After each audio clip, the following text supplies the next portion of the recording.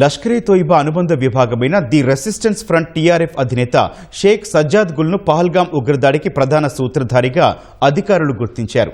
50 ఏళ్లు కలిగిన గుల్ కశ్మీర్కు చెందిన వ్యక్తిగా తెలిపారు. లష్కరే తోయిబా పోషిస్తోన్న గుల్ను సజ్జాద్ అహ్మద్ షేక్గా పిలుస్తారని, ఎన్నో ఉగ్రదాడులకు అతడు ప్రణాళికలు రూపొందించాడని వెల్లడించారు. కశ్మీర్లో 2020-24 మధ్య హత్యలే లక్ష్యంగా ప్రణాళికలు రూపొందించడం, 2023లో కశ్మీర్లో జరిగిన గ్రనేడ్ దాడి, అనంతనాగ్ జిల్లా బిజ్బెహ్రాలో పోలీసు సిబ్బందిపై మెరుపు దాడి సహా మరికొన్ని ఉగ్రదాడులతో గుల్కు సంబంధం ఉంది. ఏప్రిల్ 2022లో షేక్ సజ్జాద్ గుల్ను ఉగ్రవాదిగా గుర్తించిన ఎన్ఐఏ అతడి తలపై 10 లక్షల రూపాయల రివార్డును ప్రకటించింది. అతడు పాకిస్తాన్లోని రావల్పిండిలోని లష్కరే తోయిబా రక్షణలో ఉన్నట్లు తెలుస్తోంది.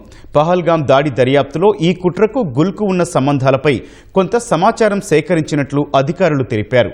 గుల్ సూచనల ప్రకారమే ఉగ్రమూకలు పహల్గాంలో మతం అడిగి మరీ పర్యాటకులను, టూరిస్ట్ గైడ్ను దారుణంగా కాల్చి చంపారని అధికారులు విశ్వసిస్తున్నారు.